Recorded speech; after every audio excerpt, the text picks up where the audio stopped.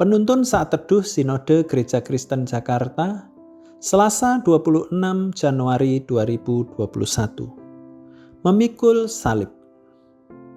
Terambil dari Matius 16 ayat 24. Lalu Yesus berkata kepada murid-muridnya, "Setiap orang yang mau mengikut aku, ia harus menyangkal dirinya, memikul salibnya dan mengikut aku." Salib menjadi benda yang diidentikan dengan hukuman dalam abad pertama, suatu hukuman eksekusi mati yang begitu menakutkan.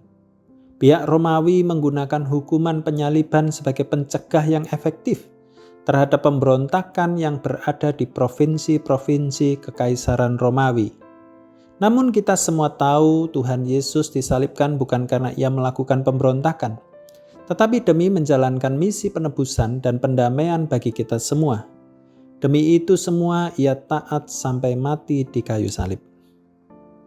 Ketika berbicara mengenai memikul salib, Tuhan Yesus memakai metafora salib sebagai gambaran untuk kemuridan. Dia berkata kepada muridnya, setiap orang yang mengikutnya perlu memikul salib. Memikul salib bukan hanya Tuhan Yesus katakan kepada muridnya, tetapi ia sendiri memikul salib. Sebagaimana itu semua terjadi pada Tuhan Yesus Kristus. Memikul salib menjadi suatu keharusan dalam mengikut Tuhan Yesus. Karena barang siapa tidak memikul salibnya, orang tersebut tidak layak baginya. Matius 10 ayat 38. Salib yang dimaksudkan bukan berbicara sakit, penyakit, atau penderitaan akibat ulah sendiri, tetapi segala penderitaan yang dibayarkan karena ketaatan kepada Kristus. Tuhan Yesus menyatakan perihal memikul salib kepada murid-muridnya, supaya setiap muridnya siap selalu untuk memikul salibnya masing-masing dengan penuh kerelaan setiap hari.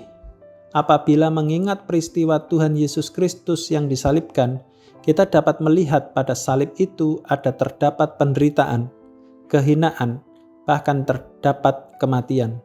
Semuanya merupakan hal yang tidak mudah untuk diterima, tetapi semuanya rela dilakukan oleh Kristus yang taat kepada kehendak Bapa.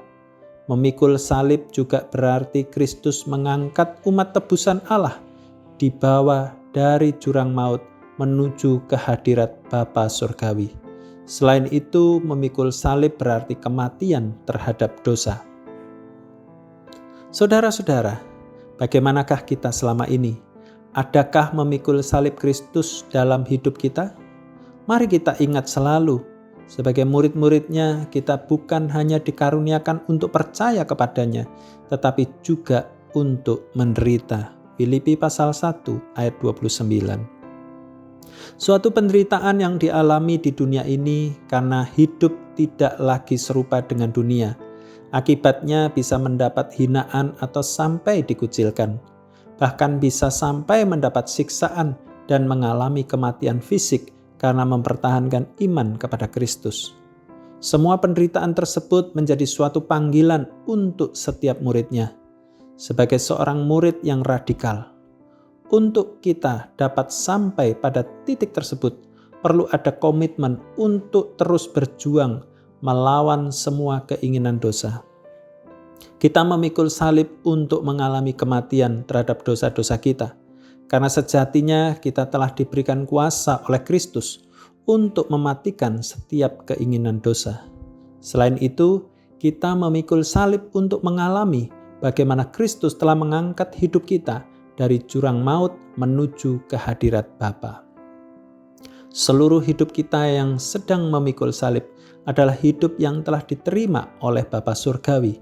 Mari nikmati selalu memikul salib di dalam kesatuan kita dengan Kristus Yesus. Ikut Tuhan memang tidaklah mudah, tetapi di dalam dan bersama Kristus kita memperoleh kekuatan untuk memikul salib setiap hari. Tuhan Yesus memberkati.